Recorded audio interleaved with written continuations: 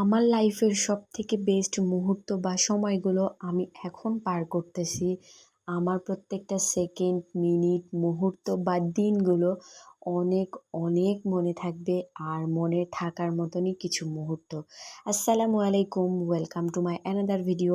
I hope আপনারা সবাই ভালো আছেন এবং সুস্থ আছেন। আমার হাতের এই ফুলগুলো প্রায় আমি ৩ দিন আগে কিনে রাখছি। আর ৩ দিন আগে আমি কিনে রাখছি, একটা প্ল্যান করে রাখছি। তো সেই প্ল্যানের ভিডিওটাই আজকে আপনাদের সঙ্গে আমি শেয়ার করতেছি। তো ৩ দিন আগে আমি ফুলটা কিনে রাখার পরের দিন খালামণি আসছে, আপু আসছে, আরও সাথে পিচ্চিরা আসছে। তো তাদেরকে রেখে কি আর আমি একা একা এই মজাটা করতে পারবো?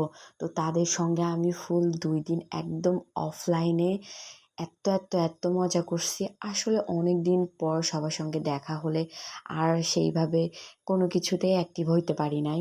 আর তাদের সঙ্গে এত মজা করছি। আর এইখানে আপু আর খালামণি চলে যাওয়ার পর বাড়িটা এত ফাঁকা ফাঁকা লাগতেছিল, আমার অনেক খারাপ লাগতেছিল।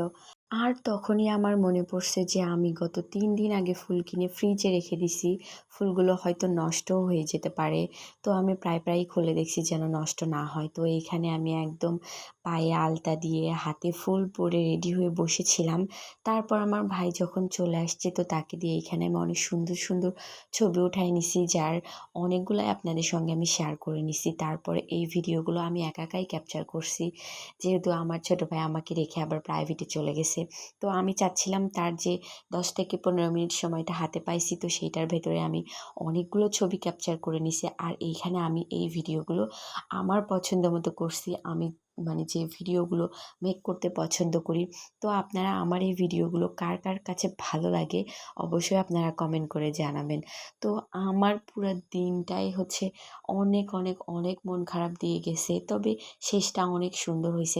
একদম বিকালবেলা, এইটা ধরতে গেলে একদম পড়ন্ত বিকেল ছিল, যেটাতে আমি শাড়ি পরে ছবি উঠাইছি। সূর্য ডুবে যাবে এইরকম একটা মুহূর্ত। তো অনেক সুন্দর একটা সময় কাটাইছি আমি আমার সাথে।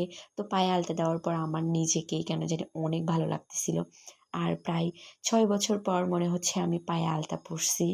অনেক দিন আলতা পরা হয় না। আর আলতা পরতে কিন্তু আমার অনেক ভালো লাগে। আর আলতা পরার পর হাত পা দেখতে কিন্তু অনেক সুন্দর লাগে।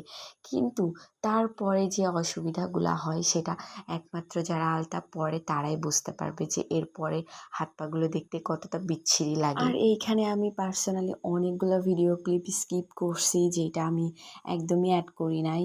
যাই হোক, কিছু কারণে আমি ভিডিও ক্লিপগুলো অ্যাড করি নাই। আর এই তো পড়ন্ত বিকেল, সূর্য একদম ডুবে যাবে মুহূর্ত। তো ভিডিওটা কি ভালো লেগেছে? আর ভালো লাগলে অবশ্যই পেজটাকে লাইক, কমেন্ট এবং ফলো করে দিবা। ভিডিওটা শেয়ার করে দিবা, কেমন?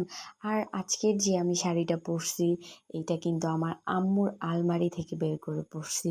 যেহেতু আম্মুর বাসায় এসছি আর আম্মুর শাড়ি পরবো না, এটা তো কখনো হইতেই পারে না। আমার যতই শাড়ি থাক তারপরেও আম্মুর শাড়ি আমাকে পরতেই হবে।